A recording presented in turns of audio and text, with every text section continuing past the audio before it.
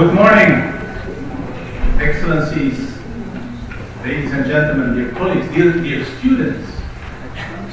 On behalf of the organizers, it is my pleasure to welcome you at our international conference on the Belt and Road Initiative and Global Governance.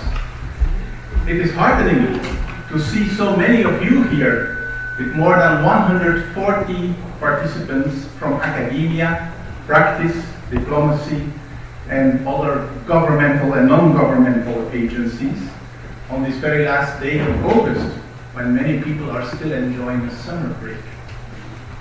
It shows clearly the strong interest in this topic, and allow me to welcome in particular here our distinguished colleagues and students taking part in the EU-Asia Summer Course, which celebrates this year its 10th anniversary, and which our Leuven Center for Global Governance Studies has the honor to co-organize with Hitotsubashi University, Seoul National University, and KBI.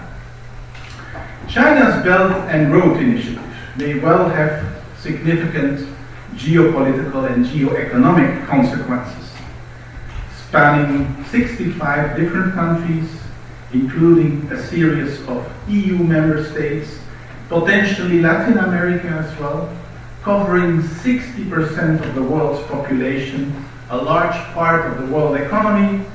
It clearly holds the potential to redefine the global economy and global governance itself. So the question becomes, in what ways is BRI impacting or likely to impact the current international financial institutions, international trade rules, human rights, sustainable development, climate change, environmental, labor protection, security, development policies? These are all essential questions which we hope to address at this conference. Despite the fact that China is a relatively new player in global governance and the BRI is still in the making, it has become, in a way, the signature foreign policy of President Xi Jinping, in line with China's commitment to be a frontrunner in developing a new kind of multilateralism and in reforming the global governance system. Given its current relevance and its possible political, economic, and cultural impacts, the aim of our conference is to draw on various areas of discipline and expertise, legal, economic, political science approaches, in order to inspire a conversation across academic disciplines to better come to grips with the contributions and the challenges posed by the BRI to global governance in general. Moreover, the conference will also have specific regard for the challenges and opportunities that BRI poses for EU-Asia cooperation, with a focus on EU-China, EU-Japan, and EU-South Korea cooperation. Hence also why this conference comes at the very end of our 2-week EU-Asia summer course. My colleague Dr. Maria Adel Caray will go in more depth as to the themes and the structure of our conference. But I would just, from the very start, like to highlight that this conference itself is a multilateral venture. It is organized by our Leuven Center for Global Governance Studies in collaboration with the Universities of Antwerp, Ghent, Liège, Leuven, and Saint-Louis, the College of Europe, and the Belgian China Studies Network. And we are very grateful for the support of the Flemish Research Foundation, the Royal Academy of Arts and Science, in the beautiful premises of which we are today, the European Society of International Law, and the American Society of International Law. We had a massive response to the international call for papers that we issued in March of this year. We had to be very selective in choosing the best possible papers. So we had high expectations from the paper presenters today.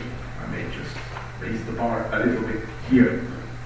This conference is also related to the research project led by Dr. Maria Adele Caray, the Belt and Road Initiative and the China Model, which project has received funding from the Research Foundation Flanders and the European Union's Horizon 2020 Research and Innovation Program, a Marie Curie grant. You see multilateralism both in global governance and in academic research. I wish you all a very fruitful day.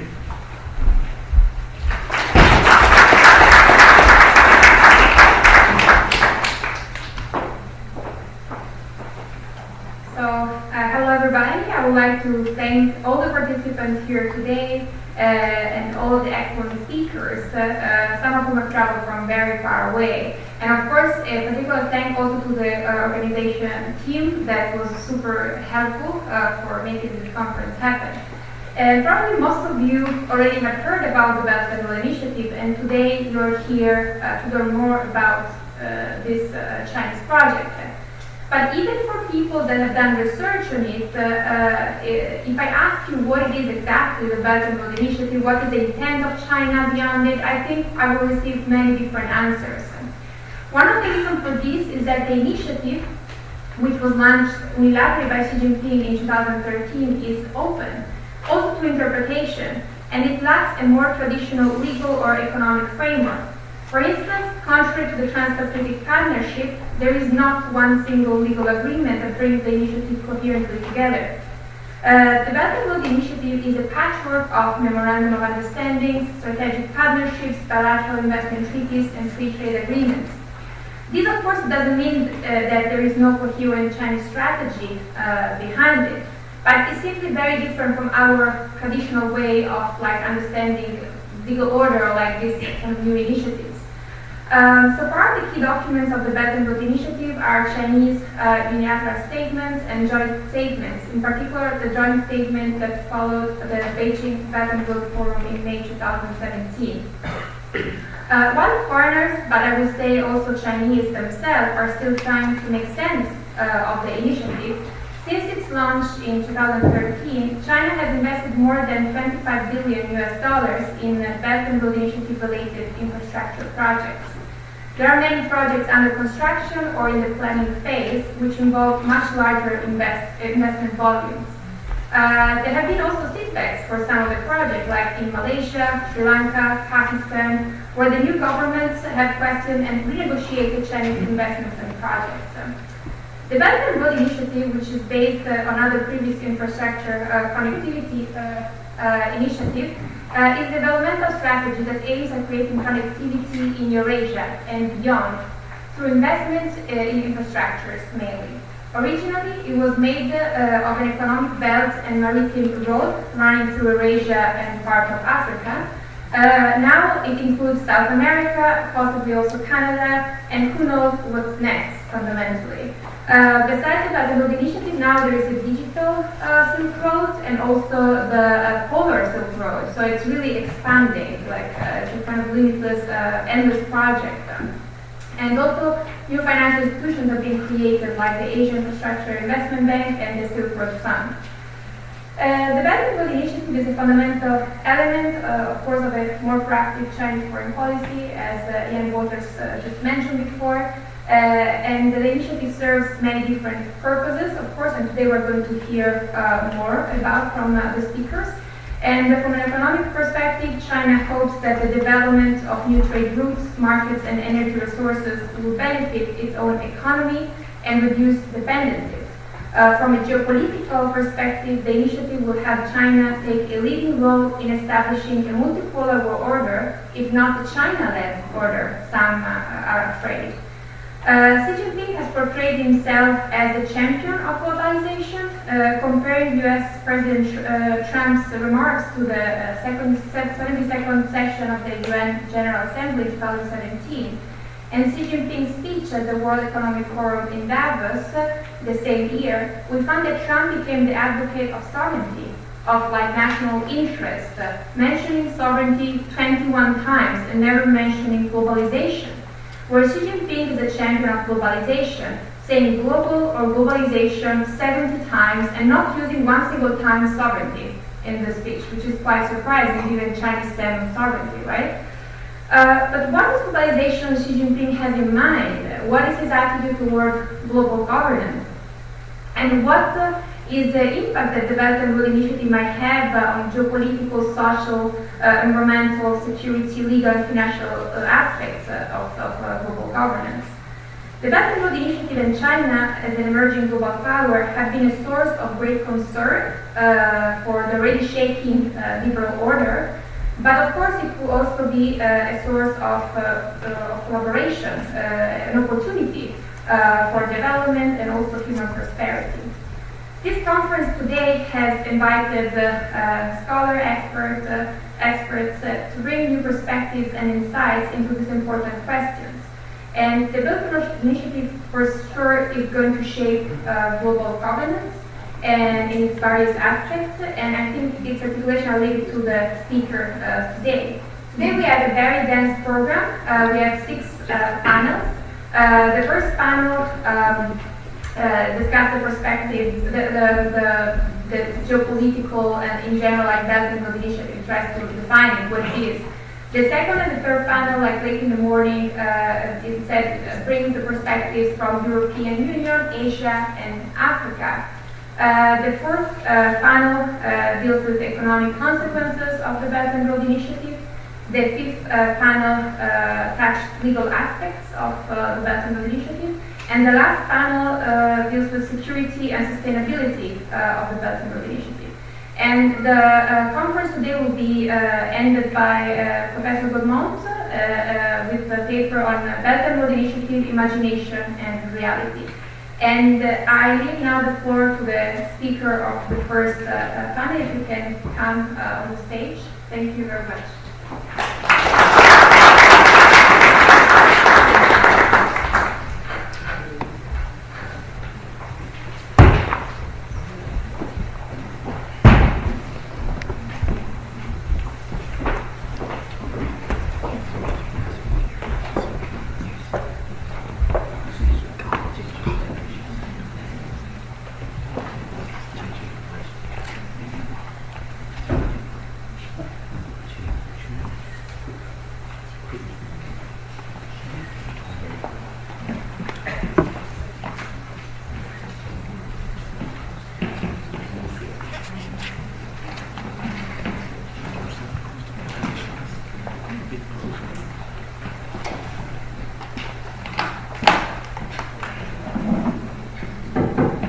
So, the mic seems to work without too much extra noise. That's already great. I hate this kind of setup personally because we don't have a table and you have to do what you can with all your notes and your laptop and all the other infrastructures. I don't know how you feel about it, but I always prefer to have just a table and a chair. But this is modern, and so as you see, it is more conversational, it's more interactive, and so on. So we'll make the very best of this kind of lovely setup. Welcome to this first panel on the BRI infrastructure and new connectivity. We have 3 paper presenters that I'm going to very, very quickly introduce to you. It won't be the total story. You have all the detailed CVs, and they are indeed very detailed, of our speakers of today.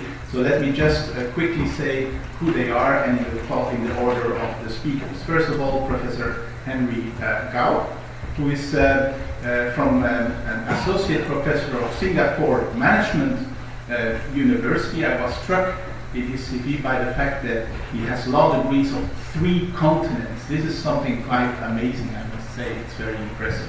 I only have law degrees from 2 continents, so I feel really inferior. Then we have from an associate professor from the National University of Malaysia, Professor Chen Jin Quick. He himself added, but I guess it's a joke that he's very quick himself. We will see in his presentation. He will speak about connectivity and gaps, the bridging and missing links in China's BRI in Southeast Asia. Whereas our first speaker, Professor Gao, will discuss the Belt and Road Initiative infrastructures and institutions. Last but not least, we have a distinguished colleague from Peking University, HSBC Business School, who is a visiting professor there, but who is also a very senior diplomat who brings in a lot of experience from practice, and that is Dr. Christer Leuven, who will speak about economic aspects of BRI. I think with that we will have a very nice kickoff for our conference today. The idea was that speakers would not speak much beyond 15 minutes, and we will be kind of strict, but not too strict, in our time management in order to make sure that we all can, by 10:30, exercise our human right to a coffee break. So, let's get started, and may I kindly invite Professor Henry Gao to the floor.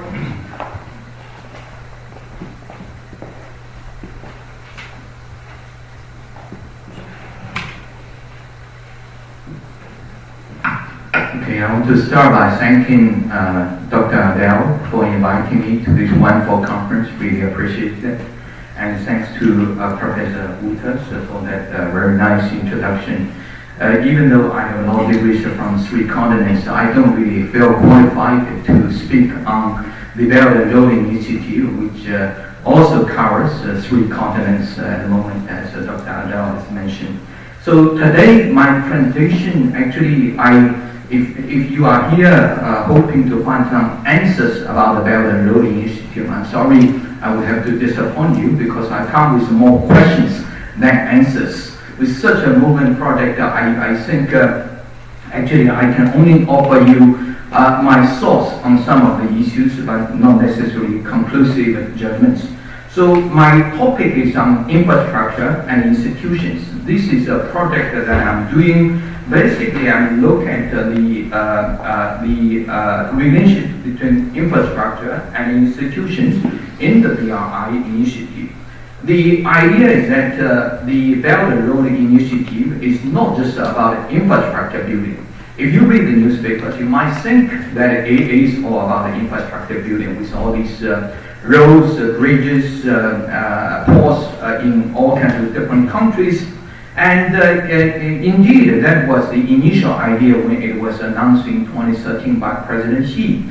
But if you know a bit more about the initiative, you can find out that actually over the past 5 years, both China itself and also outside of China, people started to review the BRI not just as the infrastructure project, but more as an institutional building project. This is evident from within China. If you look at the development in China, for example, in November, the Central Committee of the Communist Party made a decision which included the BRI initiative in part of the policy structure of the Communist Party. And then the next year, the central government of China held a Central Economic Works Conference, and this initiative became the first among the 3 key national strategies for economic development. And then last year, just about 10 months ago, actually when the Communist Party Constitution was amended, the BRI initiative became part of the Communist Party Constitution. So this means that the government, China, and especially the Communist Party, now more view the BRI as a kind of a legacy in terms of institution rather than just as ad hoc infrastructure building projects. At the international level, China also pushed for acceptance of the BRI in key international initiatives. For example, the Chinese Ministry of Foreign Affairs boasted the fact that the BRI was included in 2 United Nations resolutions in 2016. Actually, if you look at these 2 resolutions, both resolutions concerns the concerns how to resolve the situation in Afghanistan, and the BRI was simply mentioned as one of the initiatives that could help with the infrastructure and the development needs of Afghanistan. But the Chinese diplomat too eager to claim, credit for this, they reported this as a major achievement. That the UN has now endorsed the BRI initiative, which I highly doubt personally. And then last year, there was this BRI forum in Beijing where there was a joint communique. And this further showed us that the intention of China really is to make this a global institution initiative.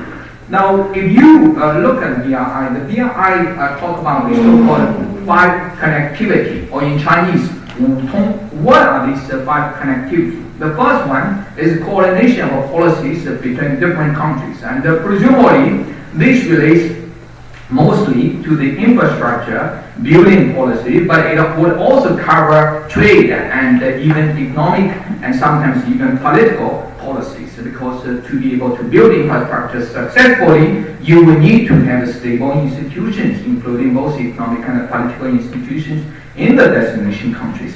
And second, there is also facilities connectivity. The idea is that the Belt and Road Initiative would connect the roads, ports of the different countries, different regions, so as to facilitate the trade between different countries. And this is also related to the third connectivity, which is unimpeded trade. Basically, the idea is that we will remove all these barriers to trade, especially the customs problems, and expedite the customs procedures, so that the goods from China could export to the other countries, and the goods from the other countries can reach China as well. And then the next one is the financial integration, and this is especially relevant for trade, because, for example, with the trade credits, with trade financing, unless you have a successful financing, you will not be able to conduct trade. The last one is the people-to-people bonds, basically trying to show to the rest of the world that we come in peace. We do not want to take your land, take your goods, and so on.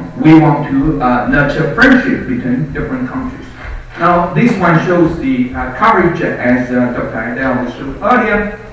So, if you look at this map, I think one thing is very interesting. At least in the initial phase, the Belt and Road Initiative only covers actually three continents: Asia, Europe, and Africa. One continent, one entire continent is conspicuously missing from this map: the Americas. Where are the Americas? Well, this actually brought us to the rationale for the BRI. I would argue that actually one of the initial rationale for the BRI was because there was this strategic consensus from China. When the US launched the negotiation to join the TPP back in 2010, 8 years ago, the Chinese were really worried, because if you look at the TPP actually is basically the US from the missing part on the map here, trying to reach across the Pacific to reach Asia, to reach into what China perceived as its own backyard. So that got China really worried. But China did not want to confront the US directly by going over the Pacific to reach into Latin America. So instead, China went backwards and tried to connect with Europe and Africa. Why? Because China knows that the world is wrong. Okay, we are living a globe, so therefore, if you go backwards, you can still encircle the US that way. So that, I think, is one of the initial strategic concerns to deal with the US containment strategy. Also, China would want to control specific facilities along the road of the Belt and Road Initiative. But also another reason is because domestically, we have the slowdown of the Chinese economy. After more than 30 years of economic reform, the Chinese economy actually has slowed down, and the growth was no longer double digits. It is only single digits, but of course, even single digits is 6 or 7%. That is also very high compared to Western standard. But China was worried because they were so used to the double-digit growth. So they wanted to boost domestic consumption. But the problem is that there is a limit to domestic consumption that you can push. Because in China, the housing prices are so high, the medical care cost is so high, therefore there's not really much that you can do to push for domestic consumption. So the other way of boosting growth is to promote exports. But how do you promote exports?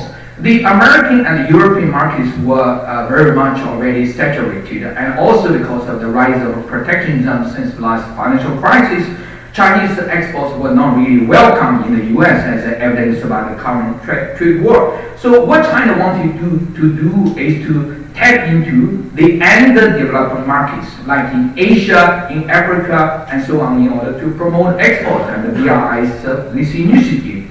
And it also so happens that China had an excessive capacity, had a surplus capacity in all of these key sectors, such as steel, such as electronics, and so on. So China really wanted to use the BRI as an initiative to try to develop new markets, to try to diversify its export markets. So that explains the rationale of the Belt and Road Initiative. Now, how about the link between infrastructure and institutions? Now, in our project, we actually look at infrastructure and institutions in three ways. The first way is the relationship between infrastructure and institutions. It has been well documented that if you have a good infrastructure, then this could have a positive effect on economic development. And also, if you have good institutions, especially legal institutions, this could also promote economic development. For those of you who are familiar, for example, with the World Bank Doing Business Index, as you know, over the years, the countries which are ranked highest on the index, for example, Singapore and New Zealand, they are both known for to have a good legal institution that will safeguard the interests of contracting parties and so on. So, with regard to the Chinese BRI project, the answer is not so clear as to what is the relationship between the two. First of all, there are hypotheses, there are some evidence that the Chinese involvement will lead to worse institutions because there has been many reports of corruptions involved in some of these projects, and also sometimes the Chinese contractors just disregard local environmental and labor standards, and some people are saying that this could lead to a risk to the bottom. But on the other hand, there could be better institutions, especially when it comes to economic and financial institutions. How? To tell you an example, when China started to develop a lot of these roads, actually a lot of these roads were financed by other development banks like the World Bank. So the World Bank loaned the money to the Chinese government, and they built a road, and then they put a toll booth on the road, and they started to collect the toll booth. And then when they have enough revenue, they start to list this road on the stock market. And when they raise capital from the stock market, they use this capital to build another road, and so on and so forth. So with the loan for just one road project in China, they are able to build dozens and sometimes even hundreds of roads because of this innovative financing initiative that they have developed. So that could be a very good lesson for many developing countries. That is how to tap into the existing development bank systems and try to finance more projects. But at the moment, I don't know whether this will be good or bad. So I hope that I can learn from the distinguished audience if you can point me some directions. Now, the second aspect we are looking at is infrastructure as institutions. Now, it is well known that infrastructure projects could have a major impact on institutions.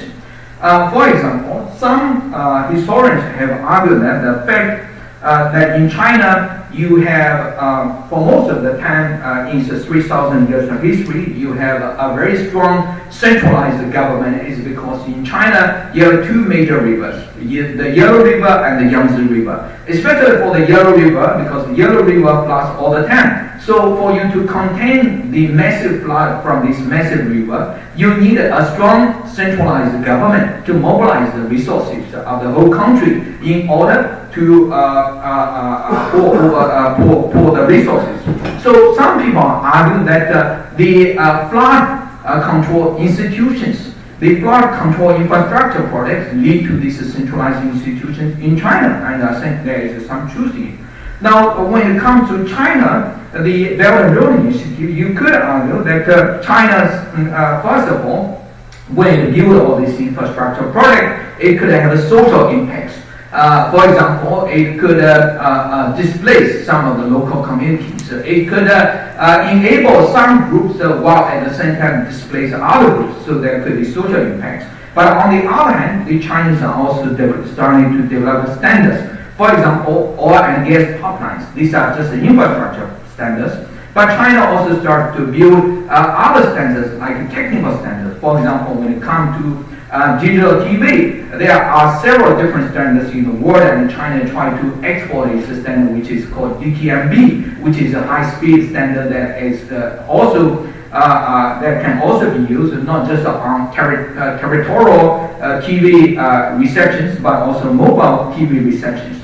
And also with regard to the digital trade, China tried to push for its own standard, the so-called Electronic World Trade Platform, or the EWTP initiative. And this initiative actually was endorsed by the WTO Secretariat along with the World Economic Forum. They reached an agreement early this year whereby basically the WTO will help to promote this initiative among its members, especially developing country members.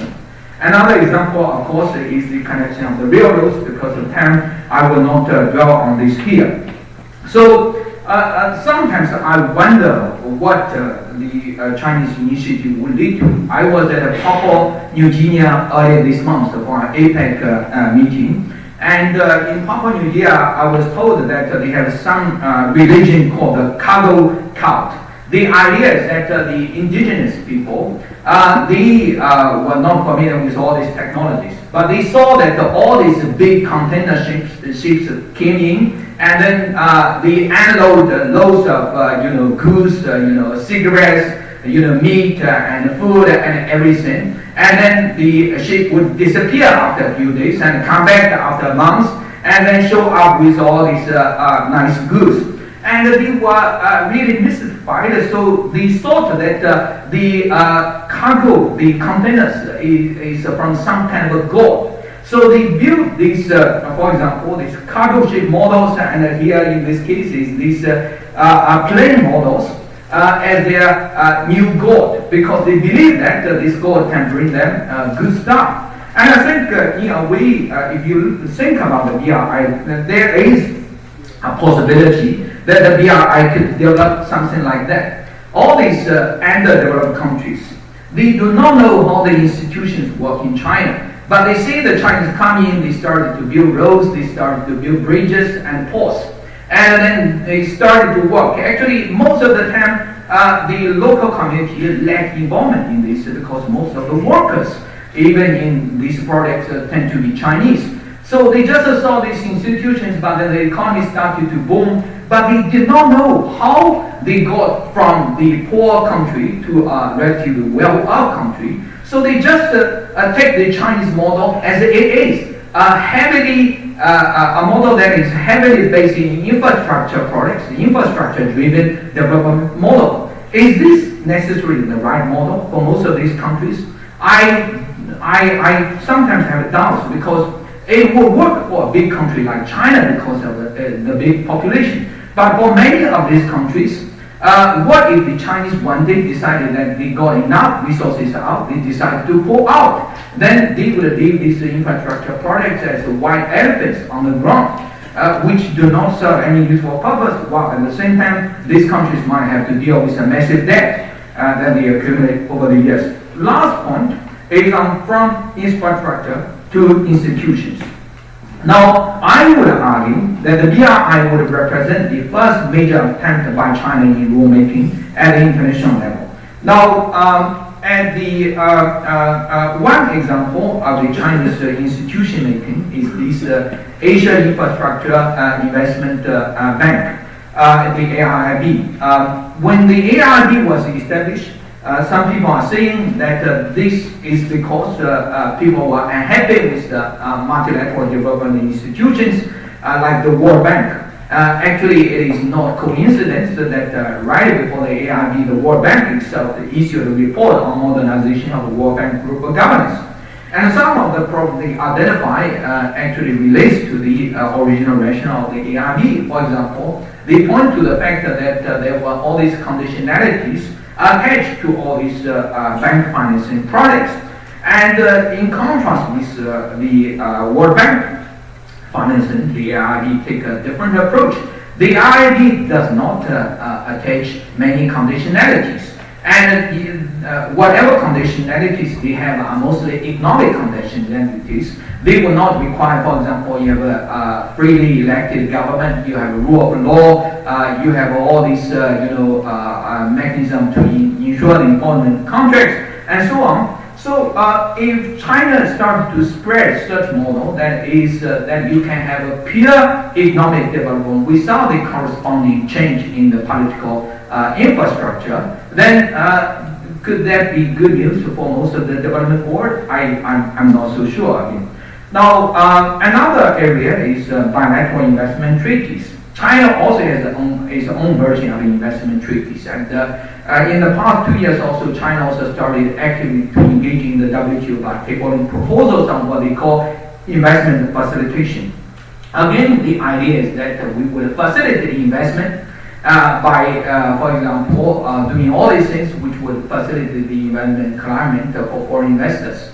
But does this really require deep legal soul searching in the destination country? Does this require the destination country to establish modern legal institutions? Most of the time, no. So again, it is an alternative model to the traditional model proposed by the developed countries. With regard to free trade agreements, if you look at the free trade agreements signed by China so far, it is a heavy on goods, but it is very light on services and behind the border regulatory issues. So again, the Chinese idea is that we will just trade with you. We don't care whether your domestic regulatory environment is good or bad, so long as you can give us goods and we can export to you, we can have a bilateral trade, then that will be okay. Again, I sometimes wonder whether that is good or bad news for the other countries. At the end of the day, I think we could potentially see an emergence of a pan-BRI agreement, or at least a hub and spoke system with China as a hub of this joint FTA. So this could serve as an alternative to the WTO one day, especially as some of you might be aware, yesterday Donald Trump has again threatened to pull out of the WTO. So if the US indeed pull out, maybe we will no longer have the WTO. Instead, we will have the US-centered institutions, Europe-centered institutions, and China-centered BRI institutions. So that concludes my presentation. Thank you very much. Thank you very much for this impressive tour d'horizon, and indeed, as you said, for the many extra questions that you have piled up for our discussion today, which we hope we can at least address and discuss, maybe not come up with definitive answers. So we are now looking forward to the presentation of Professor Ching Chui Quick, and he implied in his paper abstract that he would have the perspective of a small country. So we're looking forward to that perspective because we know that a little bit being from Belgium. Please. All right. Thanks very much, Mr. Chairman, Professor Wooders, and a very good morning to everyone. Before we started the session, Mr. Chairman was very kind to ask me how to pronounce my name.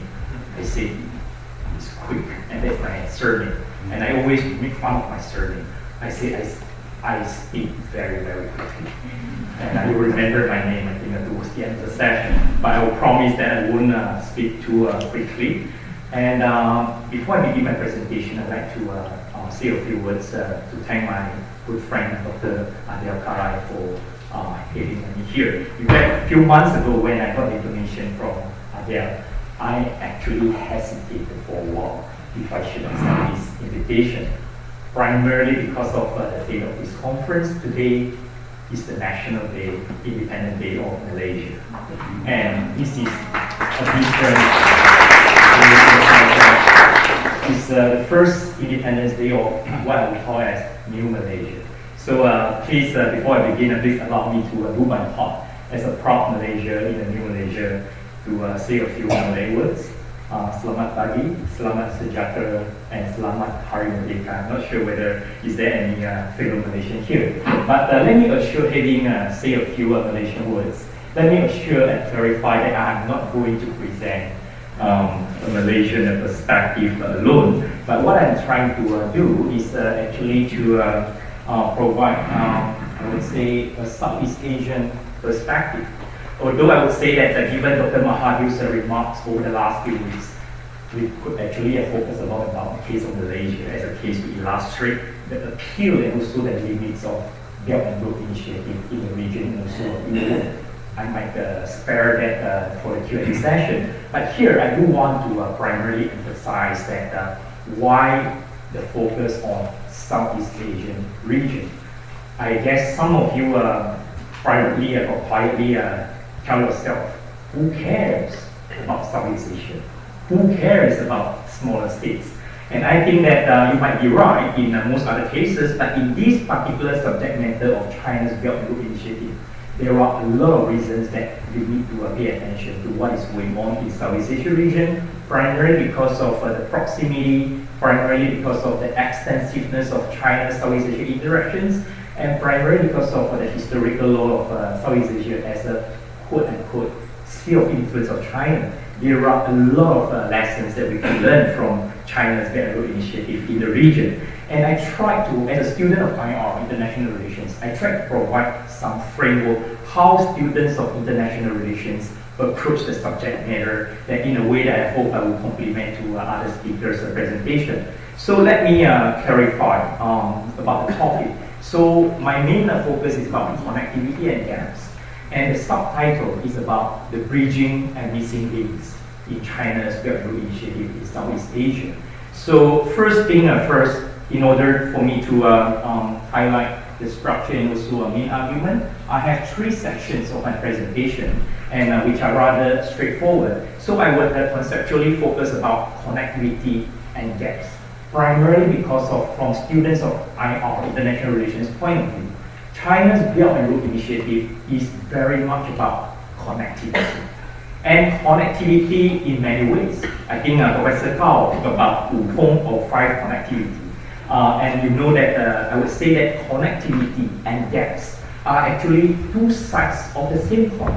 Gaps itself, gaps in infrastructure, gaps in physical, in geographical development, so on and so forth. Gaps by themselves are not a bad thing.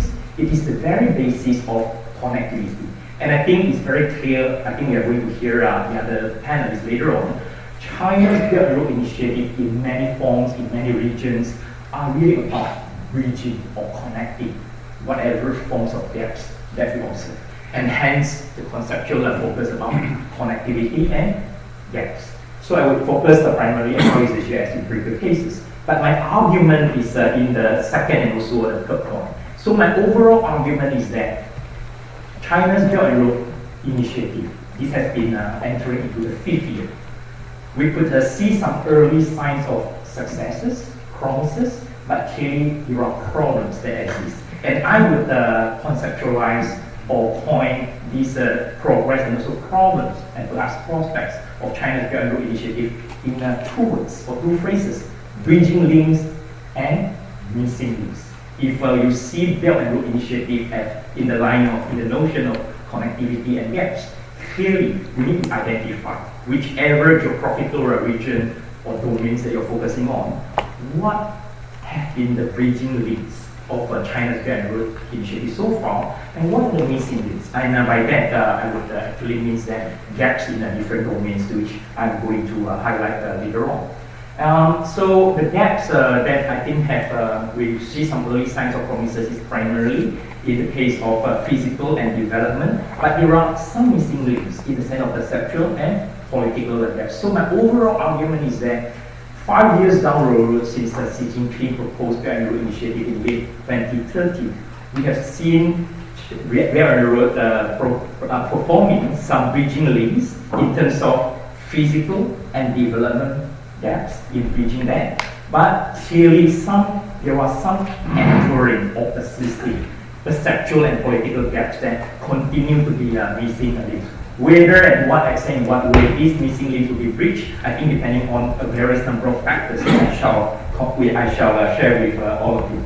And my first point, the good news is that I have only one slide for each of the 3 issues. And the bad news is that I have only 3 points for each of these slides. So let me first highlight about the 2 sides of the same coin, connectivity and also gaps. And I mentioned earlier that gaps are a fact of life. It's a fact of life that whichever region domains that you focus on, there will always be a gap. And it is the gap that provides the very platform or basis for connectivity projects or cooperation to take place. And Belt and Road Initiative clearly is a very good example. And conceptually, we know that connectivity term itself implies that there are gaps to be linked and also bridged. And factors, I'm not going to repeat primarily because of Professor Cao has already spent a very nice slide to highlight very detailed factors that have also driving and also motivating. But I have grouped them very briefly into, I would say, 3 categories. So there are geographical factors, why China promote the Belt and Road, and there are internal and also external factors. So geography, you look into the map of East Asia or world map in general, China clearly occupies, or I think entails a very unique geographical feature in the sense that it is clearly a vast territory. But it is not just other vast territories in certain regions. It is a vast territory that I would say they link the Eurasian lands and also the Pacific waters. And these clearly capture a number of very important, potentially important notes, whether in terms of politics, economic, or all those other social functions. And clearly there are internal and external factors that have driven or motivated China or under Xi Jinping to propose this very ambitious connectivity-based project. So the 2 groups, so it's internal in the sense that it's about Great Western Development, and there are also domestic overcapacity and also domestic overcapacity that Professor Cao has elaborated. I will only add that sub-state dynamics about provincial activism is also clearly a very important driver. And I would say that this is one of the uniqueness of China's Belt and Road Initiative as a state corporation that perhaps distinguish Belt and Road Initiative with many other international initiatives such as TPP, RCEP, so and so forth. So at some point, and this is a question that we in Southeast Asia has been asking ourselves, and I'm pretty sure whether you are from South Asia, Central Asia, Europe, Africa, other regions, you would at some point begin to ask yourself, are we interacting with one China or many China in the forms of various provinces? And I can tell you that it is not a unitary actor. China is not a unitary actor, but rather a number of provinces are competing among themselves to interact, to engage collaboration with other countries and other regions. But it's not just about geography and internal.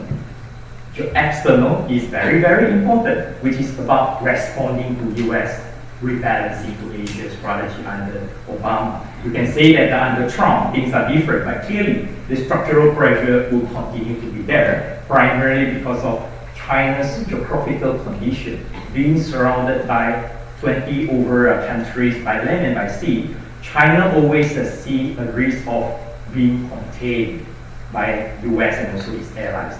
And in order to counter, to mitigate those military strategic risks, China judged that economic statecraft, such as Belt and Road Initiative, would be the way to go. And that is justified by the other domestic reasons, as Professor Cao mentioned so well. And why Southeast Asia? I would there are many points, but given the time, I will only highlight 3 points. So it's about geographical proximity. Southeast Asia is in a proximate area to China, and that means a lot of things.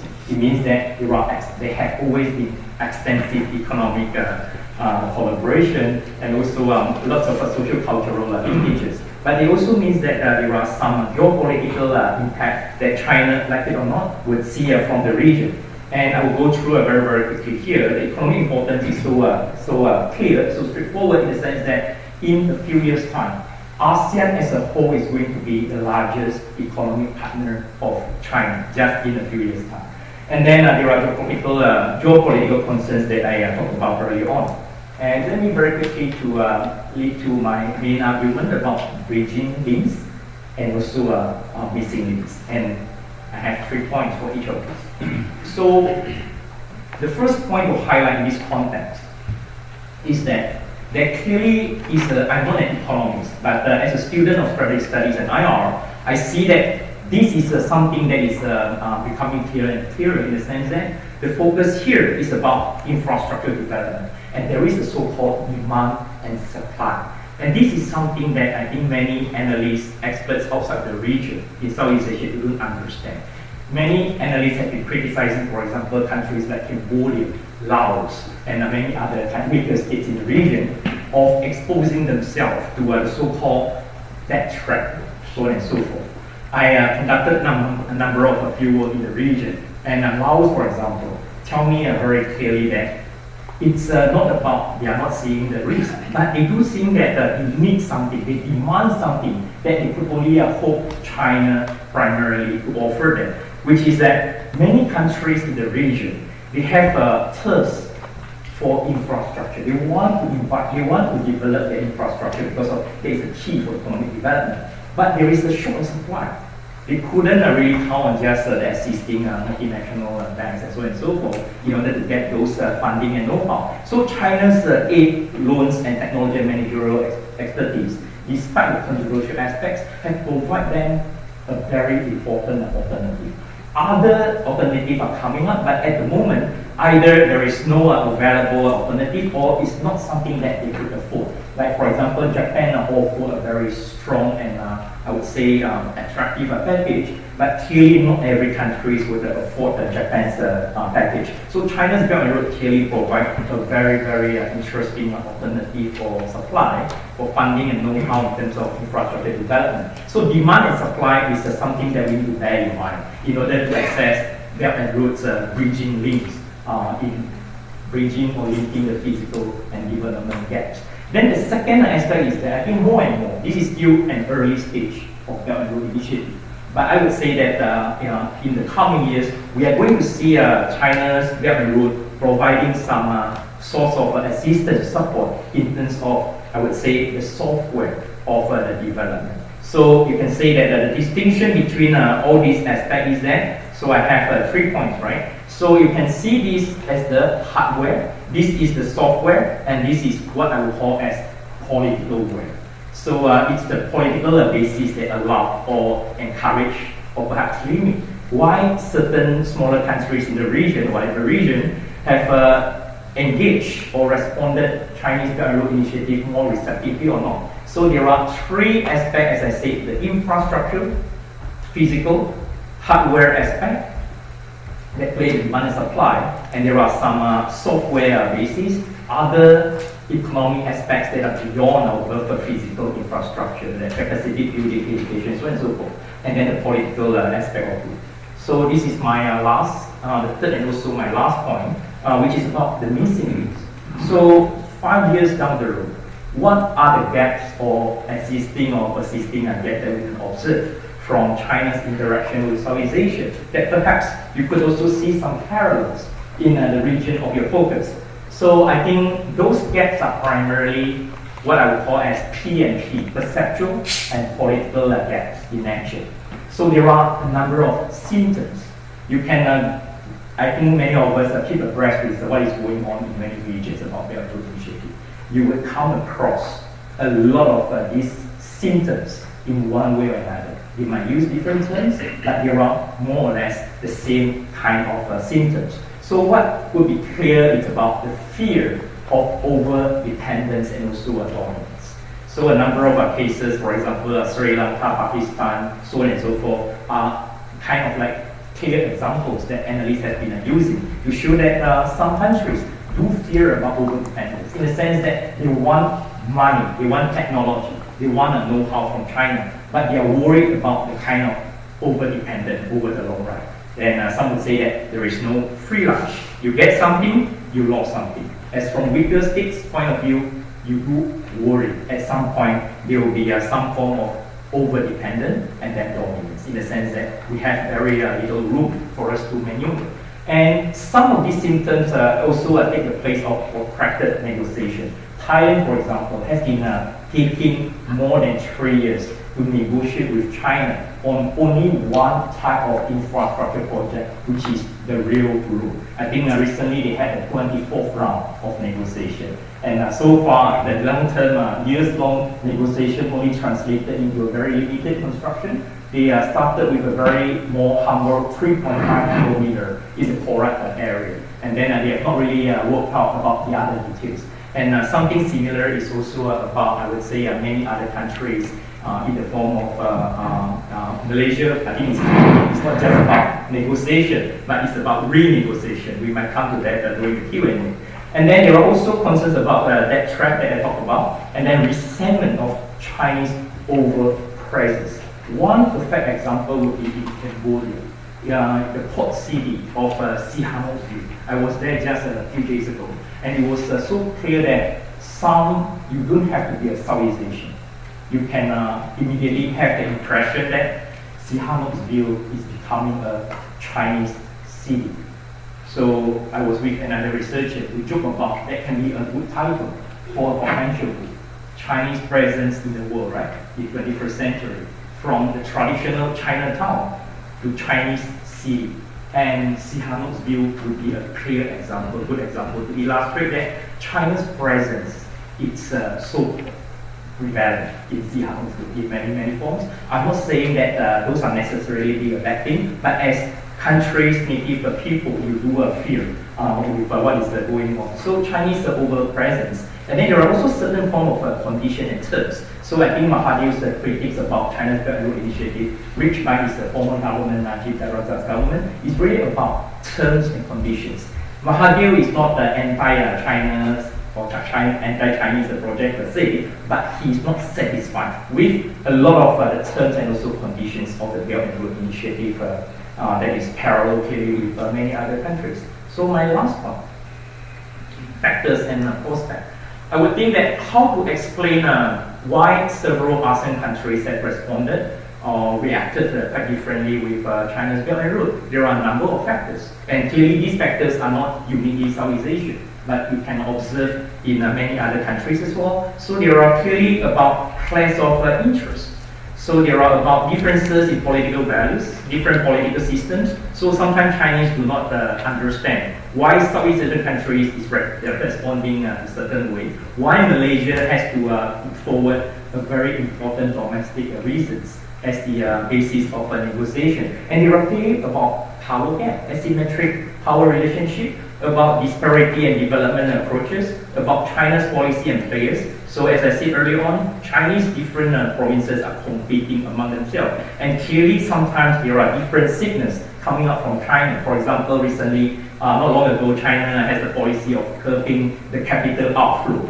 So that clearly is a contradiction to Belt and Road Initiative of encouraging or facilitating more money going out to the region. And there are some, and that's an overlooked point by many analysts, there are many domestic political reasons for the host country. And this point is important in the sense that more often than not, we see China's Belt and Road Initiative about China push. Many overlook that sometimes it is about smaller countries or host countries try to push, but push not always in the same direction or pace. Sometimes there are limitations and then there are backfire. And finally, about the prospect, I think the prospect of a Belt and Road clearly should be moving towards the direction of truly beneficial, transparent, and sustainable. If China is pushing or promoting Belt and Road Initiative by overlooking these three aspects of the genuine partnership, I would think that we might see more problems rather than progress in the coming years or decades. With that, I thank for your attention. Thank you.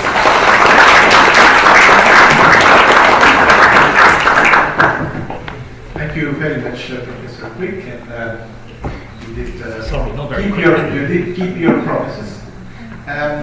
It's now my pleasure to invite our third speaker, Dr. Christian Lundwall, to present his paper on economic aspects of the BRI. There is no paper. There is a piece of paper, but there are no PowerPoints. Right? That's nice.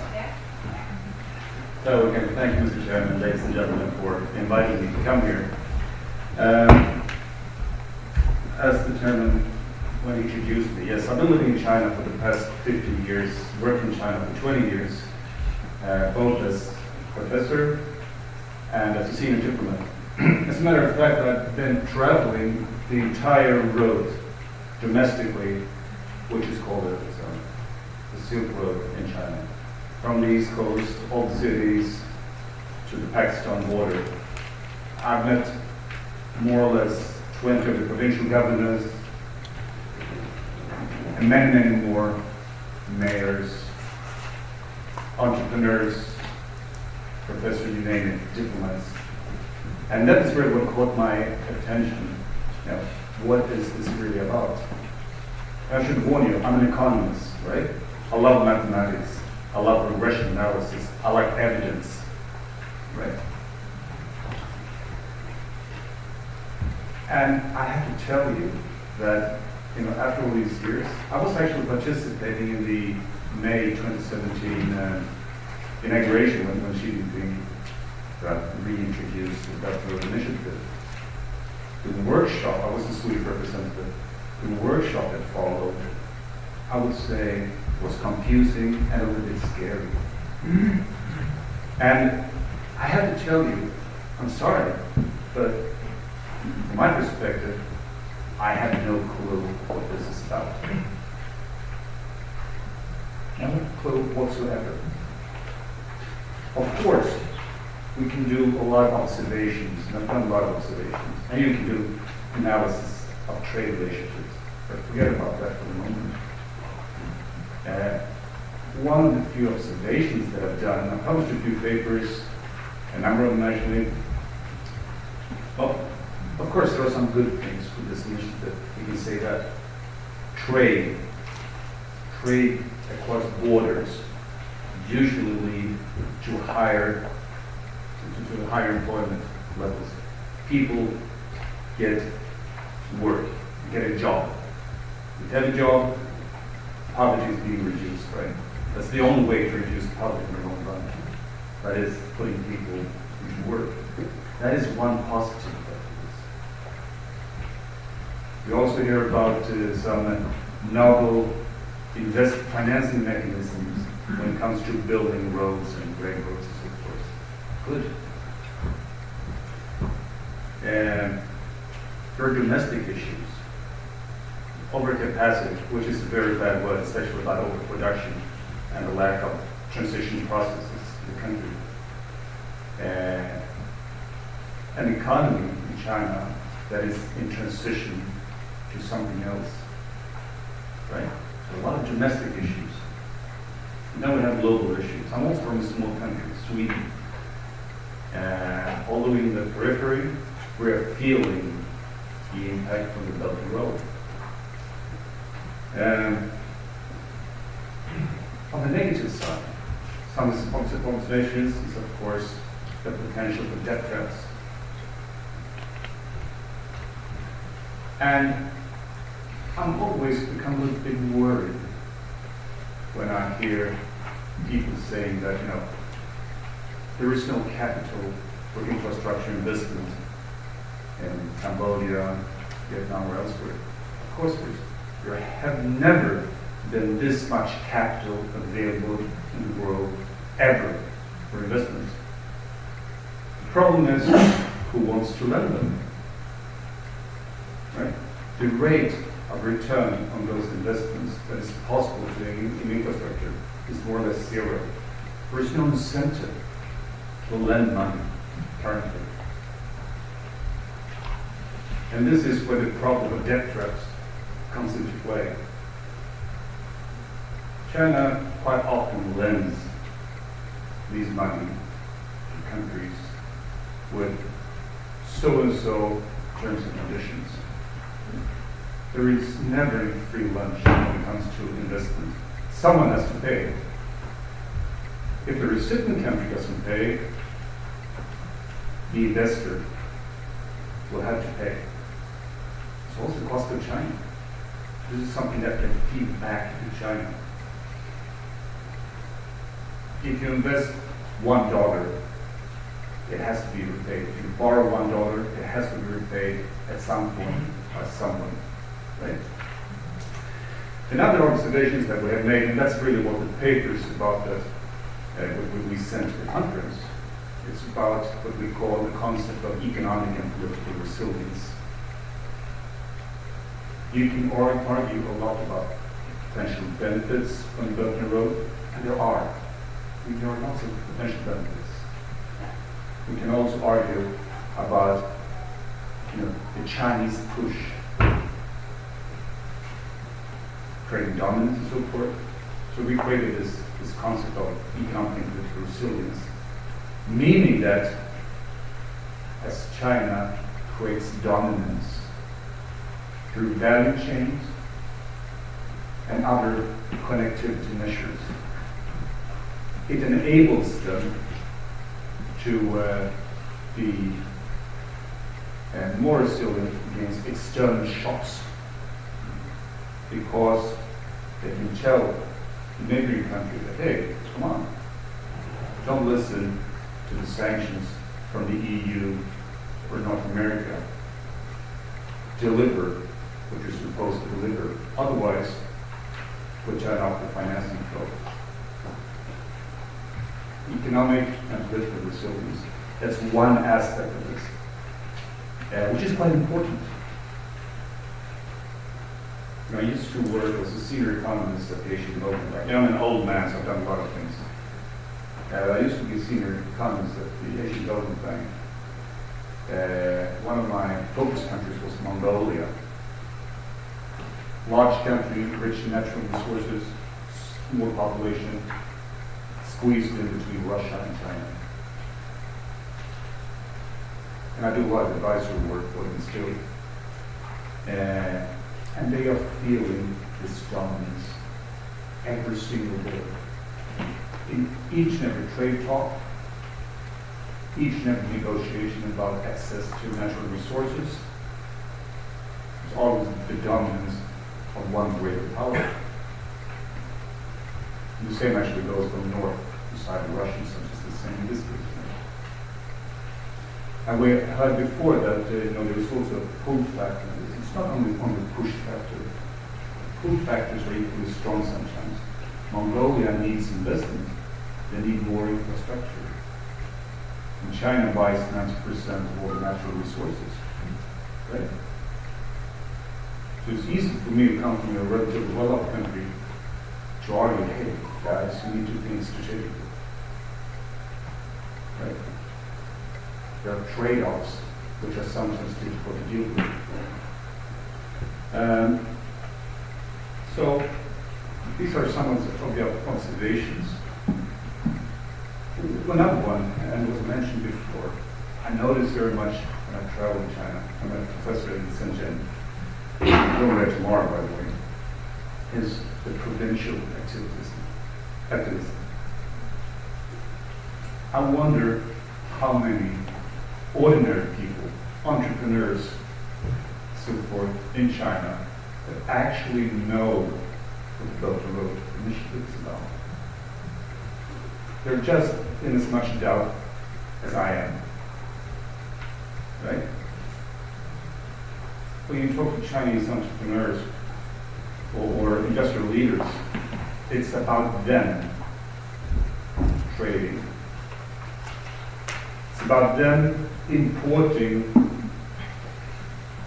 input goods, cheap input goods,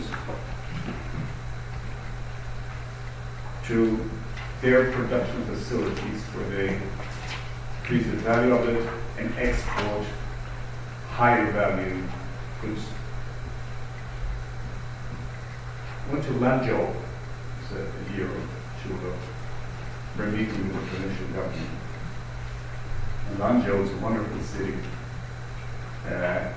They are building a new city, more or less, like 30 minutes drive out of the old Lanzhou, just for the sole purpose of bringing in investment of foreign companies. He told me that we're expecting 500 foreign headquarters to move here. I said, 500 headquarters? Why should they move here? Well, that would give them access to the Chinese market. And I said, and they will have everything, infrastructure, oil. So I said, would they not have access to the Chinese market unless they move here? I was quiet. But the following discussion is quite interesting.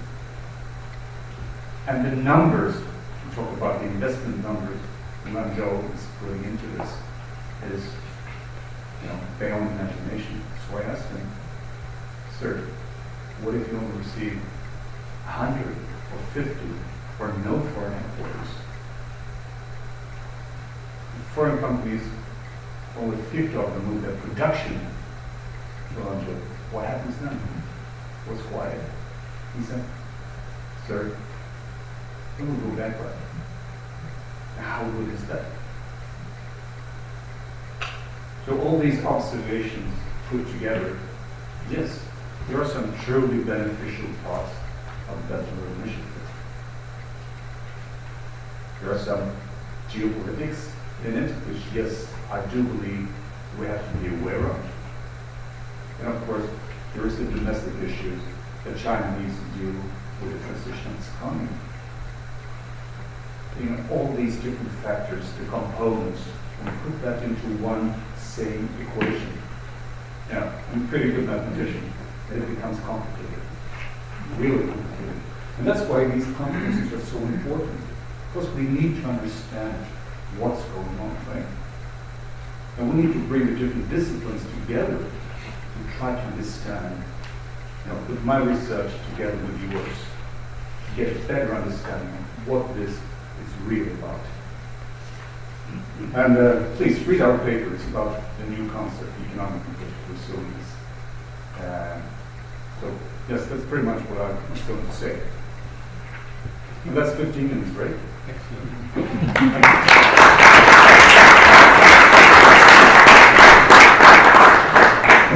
Thank you very much. I think we have three great presentations, each in their own style. I really enjoyed your more casual approach to basically having a conversation with us about all these things, basically on your first-hand experience in China. So we have very complimentary stories until now. It's now time to engage with you. We still have 10 minutes before our coffee break, so may I kindly invite you to raise your hand, and if you have, you could identify yourself.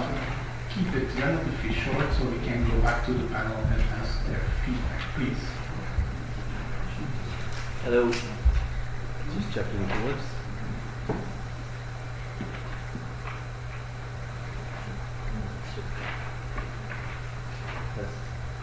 Okay, I will speak very loud then. Yes. Thank you everybody for being here. Most of you, I think everybody came from very far. My name is Sam. I am a lecturer at the University of Colorado Denver. I'm here with EAS as a research fellow. I think that the arguments that connect your stories are very interesting, and one of them is I get that from the first presentation from Gao. There will be more institution building efforts. The second one, also from, if I can say quick, also talking about the connectivity and the gaps. There's a paper I want to ask quick that you wrote in 2005 that talks about the aggressive legalism, where you say China has not reached that point yet. So I saw the most interesting word for me in your presentation was still here? Okay, still alive. It talks about dominance. So I was wondering if you would maybe expand if you think that this aggressive legalism has now moved into dominant legalism. So that is maybe one aspect that can be linked to institutionalism. And my last point, my second point is for the last speaker. I think we had a few interesting points there as well. One of the papers in 2013 that the last speaker wrote was about the fiscal decentralization and the revenue centralization. So in other words, everything that is about spending money is controlled in a decentralized way in China. Everything that is about money that's coming in is more centralized. So I was wondering if you could maybe expand on how you think the BRI will affect that, keeping in mind that it's also more of a regional approach to maybe structuring FDI. So those are my two questions. Thank you. You did a very good literature survey of our speakers as well. So, Mr. Pappen, maybe over there, can you just stand up and viva voce? Get my voice across. My name is Wolfgang Kaper. I'm a researcher with SEPSI in Brussels, formerly with the Commission. I have a very direct question to Mr. Longwall. You just said, and I hope I can quote you literally, China is in transition to something else. Could you define what this something else is? Okay, that's a great question. Thank you. Here in the front, please. Could you stand up and just Yes. shout? Yeah, good morning. My name is Uwe Wissenbach. I'm one of the speakers, so you can see my bio there. I had more like a comment on Mr. Gao's presentation at the beginning. I think all those reasons for China's BRI initiative are totally valid, but I would like to add a bit of a historical depth to it. Because when I was working in China in 2003, I think there was a conference organized by the Chinese and the OECD in Lanzhou, where Long Yong-tu, the Vice Minister for Foreign Trade and the Chief Negotiator of China's entry in WTO, was speaking about the new Silk Road already then. So I think everything in China doesn't sort of fall from the sky and suddenly poses a geostrategic challenge to the Western world and the US and all that. But there is a long preparation of all those things. So Xi Jinping maybe sat down in 2013 and put that all together into a concept that was sort of cohesive and all that. And afterwards, all the officials struggled to put all the bits and pieces together. And I think it's exactly like our friend from Sweden has said. There's a lot of improvisation and there's a lot of struggling with the numbers to get it all right. So I think one has to be a bit aware that although this looks like impressive on the map, I think the reality is a bit more complex than that.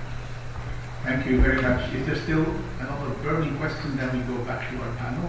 So the lady over there, can you stand up and Thank you. Good morning. My name is Hua. I'm from China. I'm a research fellow with Center for UN Constitutional Research. My question is, we talk about physical connectivity and economic implications. How about values? So what BRI will bring to China and the Western world regarding different values of the two parts of the world? Thank you. Thank you so much. Yes, I see two more hands, so we're going to give them all. The gentleman here on the third row. Hello everybody, my name is Evgeny Schwartz. I'm Director of Conservation Policy of World Wildlife Fund Russia and member of Steering Committee on Green Belt and Road WWF. And my question is Professor Quick.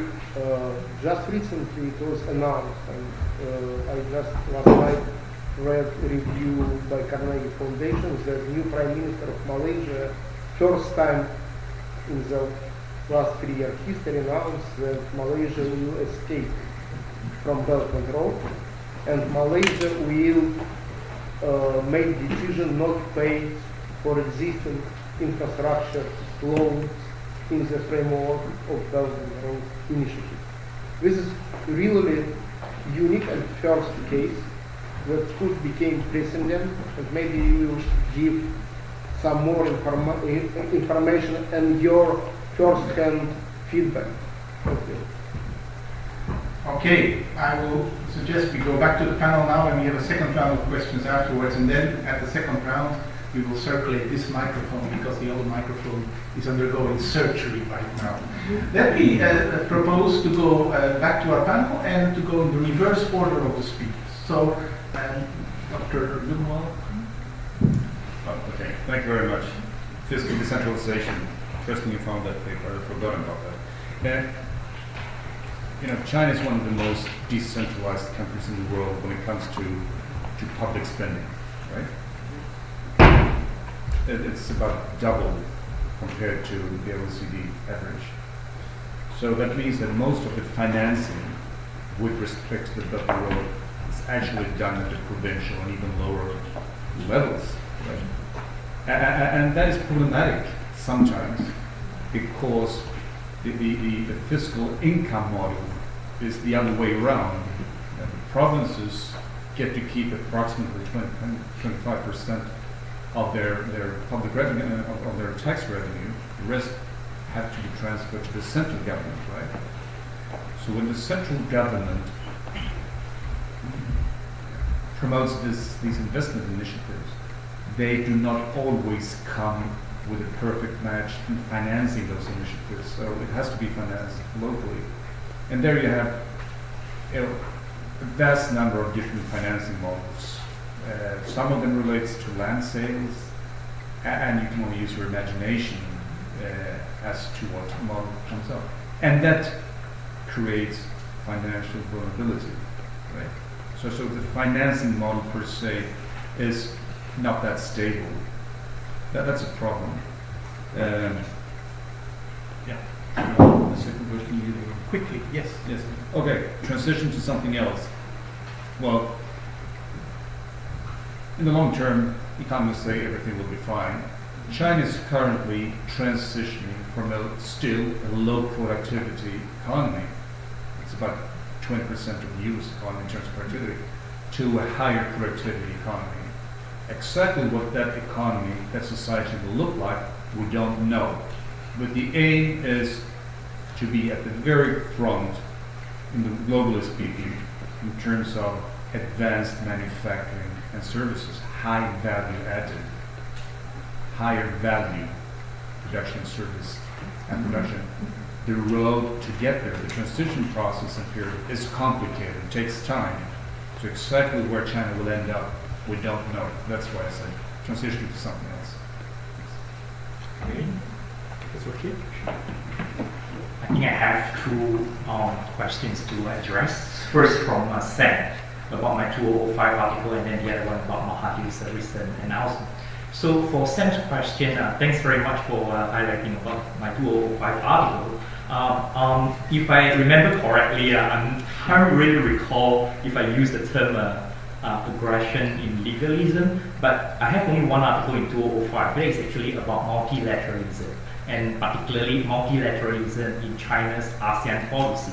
So now, 12 years, 13 years down the road, if I were to rewrite or expand that article, I would use the notion of turning the multilateral table to describe China's interaction in multilateral platform when dealing with regional countries. So very briefly, the brief point would be like back in the 1990s and also early 2000s, China was very much a responder rather than initiator when it comes to multilateral institutions and processes. They were actually very cautious, suspicious about all things multilateral, but they nonetheless engage and interact, and in due course, 2001 onwards, begin to initiate their own initiative, like ASEAN-China FTA, but within the ASEAN-based framework. So they were the guests, they were the active participants.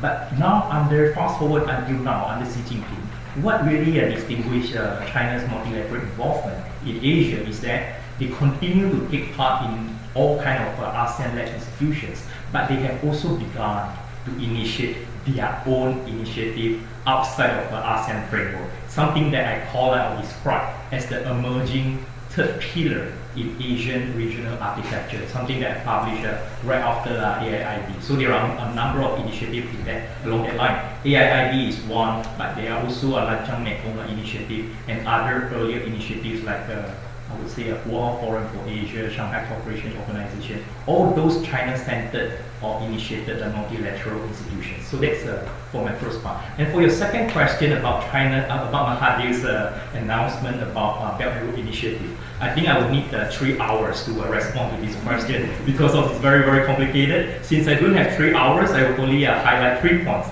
Something that I presented in a recent CSIS Washington forum. So I think there are about 3 hours in order to understand, contextualize Mahathir's decision under New Malaysia vis-a-vis Belt and Road Initiative. The 3 R's are: number one, it's about, I would say, reviewing and not necessarily revoking or cancelling. First R. Secondly, it's about recalibrating and not a change or a departure of earlier policy. It's just adjusting, recalibrating. And then the third R is about, and that's the most important R, Mahathir is actually doing renegotiation. He is not what has been projected by many media, like Mahathir, Malaysia under Mahathir is now departing or challenging or pushing back or denying China's Belt and Road Initiative. Actually, no. His announcement, if you pay attention very clearly, whenever he did use the word cancelling or suspending, he would add the word for now. So I think we don't have to get linguistic experts to say that when you say something cancelling for now, it's not actually an absolute cancellation. He's trying to renegotiate for reasons that I highlighted earlier on. He wanted the cost to be substantively reduced. He wanted a better, sustainable terms. He wanted to also link some of these issues to other aspects of a bilateral relationship. I think I don't have time to elaborate, but as I said, it's about reviewing, recalibrating, and then renegotiation. Thank you very much. Thank you. Professor Gao? Thank you. I really sympathize with Professor Kui because he has to take on the difficult task of facing, building the question on racial legalism, which he actually didn't write. Actually, it was my article in 2005 on racial legalism. The idea was that China was starting to use the WTO rules aggressively to deal with the U.S. unilateralism. So that was the basic idea. And if you compare it with the BRI, I would not say that this is aggressive legalism, because the one thing that is conspicuously lacking from the BRI initiative is the rules. The Chinese projects, most of the time, they do not emphasize on legal rules. So if we have to give it a name to kind of in line with my phrase, aggressive legalism, I would call it aggressive developmentalism. Well, it's a mouthful. I cannot pronounce it properly, as you can see, because it's a new term. So the idea is that China would just do development for the sake of development. Development is an end by itself rather than a means. China does not care whether this would promote democracy, whether this would promote rule of law, and so on. So that is the basic idea. Now, quickly, second question, very interesting question on the comment from the former Chinese negotiator to the WTO, Mr. Long Yong-tu, on the fact that the Silk Road actually already existed in China. I agree with him, but only to a very limited extent. Because the fact is, with for a country with 5,000 years of history, it is so easy for you to always find some historical resemblance with what's going on in China now. But most of the time, the resemblance is just superficial. It is not 100%. Take this Silk Road initiative, for example. If you compare the BRI with the Silk Road in the Han Dynasty, which was more than 2,000 years ago, it is totally different. First of all, in the Han Dynasty, the demand actually came from Europe. It didn't come from China. It was because Europeans demanded the silk and China from China, that they wanted to trade with China. But China actually didn't have much in need from Europe. But now it's the reverse. And second, back then, China just wanted to do trade. They are not interested in exporting the Chinese model or opening up all these frontiers in the Euro-Asian continent. But now, again, that is very different. So I have a great respect for Mr. Long, but I have to disagree with him that the Silk Road initiative nowadays is the same as the Silk Road 2,000 years ago. Now, quickly, the third question on values. What are the values in the BRI initiative? Well, my answer is very short and simple. There are no values, and that is the values of the BRI initiative, because as I said, this is aggressive developmentalism. So the whole idea is that we would do development as a means rather than, as an end rather than as the means. So at the end of the day, you cannot expect really China to devise new rules like the US, at least for the moment. In the future, we might see some new rules, but for the moment, I'm not seeing any new rules or new values. Thank you. I promised the second round of questions, and it's a little bit difficult because of the time. But let us just see who still has a burning question for this panel to address. Wow. So burning that it should really be addressed now rather than during the coffee break on a bilateral basis, right? So who continues to think that? Okay. Well, why don't we have the lady here? But it should be very short, and the answers should also be very, very short. Okay? And you have to stand up and shout, because I don't have a microphone for you. The answer cannot be short, but anyway. So I'm from University of Antwerp, Belgium. You know, you say new developmentalism. That's what they're looking for, Professor Gao said. What kind of model? Where do they want to end with their development in China? That's my question. Because if I look at the state-owned companies and how they're doing, because I look always at the micro level and where they're going, I can talk a lot, but you know, if you look also at the Singapore model, is that where they want to be? Do they want to have all Temaseks? Do they want to have benign, enlightened rule like Singapore, because it's also Chinese? So where do you want to see them end? Where do you want to see them go with their companies? Because, you know, Belt and Road, we talk about it as a big concept. But the start must be at the companies. Do we want a ruling model of China everywhere? Do we want it exported all over the world? So this is my question. It's not a short question. We can discuss it the whole day, but that were my concerns on your last answer. Thank you so much. Now I'm going to completely in the back, the gentleman over there. Thank you very much. Rudolf Richard. I'm working in the External Action Service and following, among others, the issue of professional initiative. I have a lot of questions, but I will just maybe ask for only one about the concept of partnership that was mentioned by Mr. Quick, the need for a genuine partnership. How is this compatible with the statement that President Xi Jinping made on Monday in the symposium on technology initiative, saying that technology initiative is building, it's in keeping with the Chinese people's caring for distant peoples and the kinship concept. Harmony among all nations. As you know, for Chinese speakers, what kinship concept is called. And relates to the tributary system. So, imperial China. So, thank you very much. Thank you. And then there was one lady over there. Please. Yeah, my question is to Professor Gao. I'm a student at the University of Wisconsin, Professor Gao mentioned that China uses developmentalism as its end. I remember China invokes the 2030 Sustainable Development Goals. It is its overarching objective. So what do you think of this?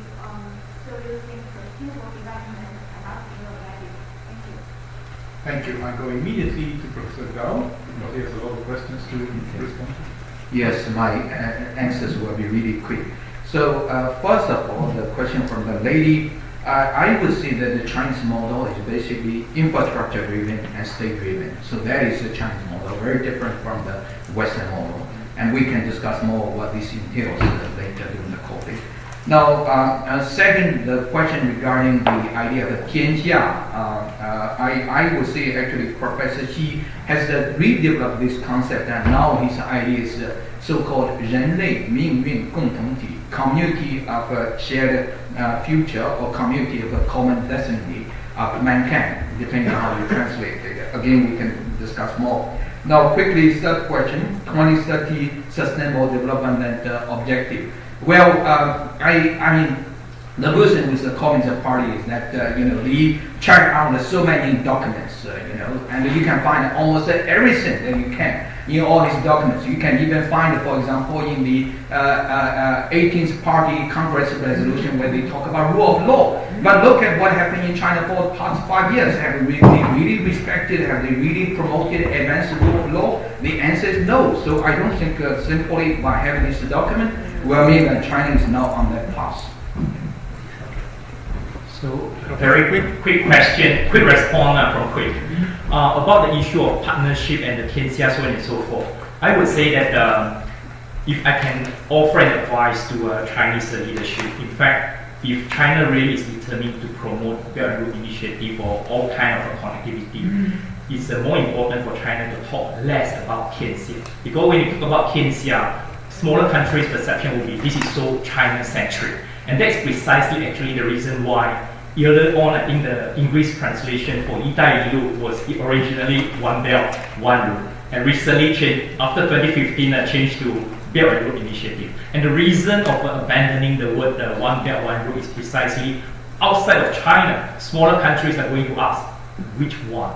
And the answer will be China won. And smaller countries would be scared, and all the factors that I highlighted about the missing links, the gaps will come out. Sometimes I do think that China or any big powers are not appreciative or don't understand smaller states' fear very well. It's about power asymmetry, and we are concerned about that. So my solution about the real partnership that China should consider to promote in the coming decades, it has to be about 3 types of partnership.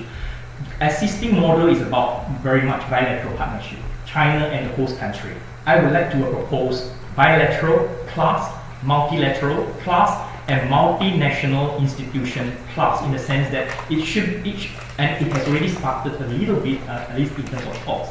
During the Xi Jinping and also Modi's meeting, China and India talk about possibility of developing infrastructure cooperation in Afghanistan. This is bilateral plus. It's not just China and the host country, but with another country involved. That will reduce the fear of power asymmetry. Trilateral will be involving another country, and multinational institution will be, I think ADB, World Bank, AIIB, so on and so forth should play a role. And that would make China's push for regional connectivity even more legitimate, more sustainable, and less divisive. Thank you. Dr. Lundborg, anything to add? Should I say something? Yeah, well, I can just say something interesting. Was actually talking about partnership. We just initiated a huge research project for strategic partnership for innovation, trade, and investments. So we might discuss that in the future. But also one last comment here. I mean, we talked about someone mentioned, I think it was Professor Gao, free trade agreements. You know, trade agreements is not the same as open markets. When I ask people involved who works with trade, at the government level, I ask, are you focusing on trade agreements, that's free trade agreements, or open markets? Quite often I get an answer I do not like, and that also scares small countries. Because open markets is what Europe is aiming for, not free trade agreements. Thank you. And with those wise words, we're going to conclude this session. I would kindly invite you to rush to the first floor, to the marble room where we offer you coffee, but also try to come back punctually by 11 o'clock. Thank you very much.